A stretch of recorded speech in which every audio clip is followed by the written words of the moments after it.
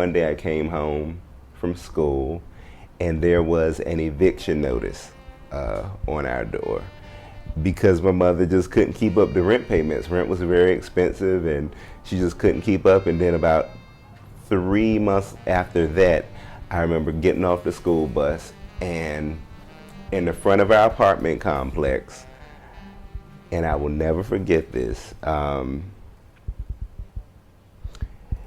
that like I saw a bunch of our stuff sitting in front of the apartment complex, and I remember seeing my bike because I used to beg my mother to let me ride the bike, and she would always punish me and tell me, you can't ride the bike. And I remember when I got off the school bus, I saw somebody riding off on that bike. And I saw like our quilts and blankets and shoes and things like that. And I saw people picking through them, like picking through our things, and they had been thrown out. And when I got to the apartment door, the landlord was there, my mother was there, and she was just talking to them and they just weren't hearing any of it. And they had people who were carrying like our sofa and stuff out of the apartment, and there were police officers or marshals there, and they were putting us out. And I kind of freaked out. And I remember my mother taking me by the hand and she was like, we gotta go. And she took me down the stairs and we got in the car, and I will never forget that night. That first night, we slept in the car in the hospital parking lot.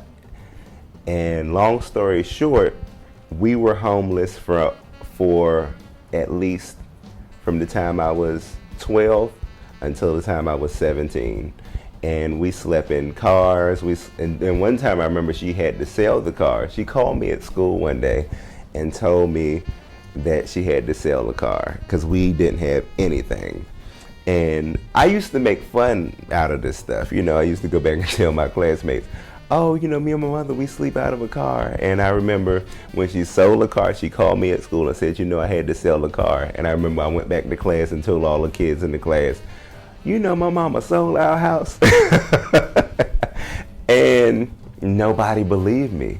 But then we were sleeping at Greyhound stations, we were sleeping at bus stops, we were sleeping in parks. And we would have to go wash up at KFC and McDonald's bathrooms in the morning. We would lock the door, and you know, McDonald's and Wendy's in the morning. And you know, those places are busy in the morning, but we would go in there and lock the door, and we would use that hand soap, and washing that stuff would have us itching. Oh, Lord Jesus. But it was very moisturizing. And I hadn't had a shower in about a month. And I remember going to school one day, and the janitor and one of the administrators were kind of whispering to each other while I was in the locker room. And one of them came up and said, no need to be offended, but you know, we've been smelling you the last few days. And I was like, smelling me? I don't stink. They was like, you got and these were like old black dudes, really cool old black dudes, and they genuinely cared, but they spoke in Jap. So they was like, baby, you got an old deer. And I didn't know that I smelled that bad until one of them took me to their houses after school, and I know that was probably wrong, but they genuinely cared about me. And I took a shower there, and there was so much dirt in that bathtub. And it was just such a challenging 5 or 6 years because we reached out to everybody, and we were put out of people, you know, we would meet some angels. Sometimes we would be out in the park and people who didn't know us would let us come sleep on their floors or in their beds or on their sofas for a night.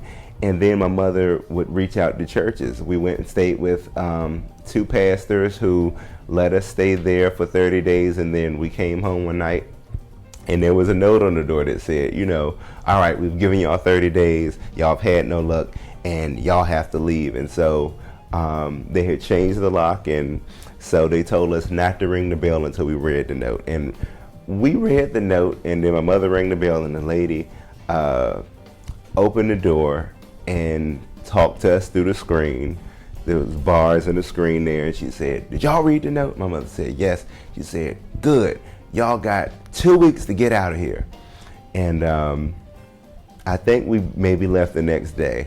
And then we were staying with family members. I remember one time it snowed. Our cousin put us out because she felt like her boyfriend was flirting with my mom, and he wasn't. He just knew what a fucked up situation we were in, and he was trying to reach out to us.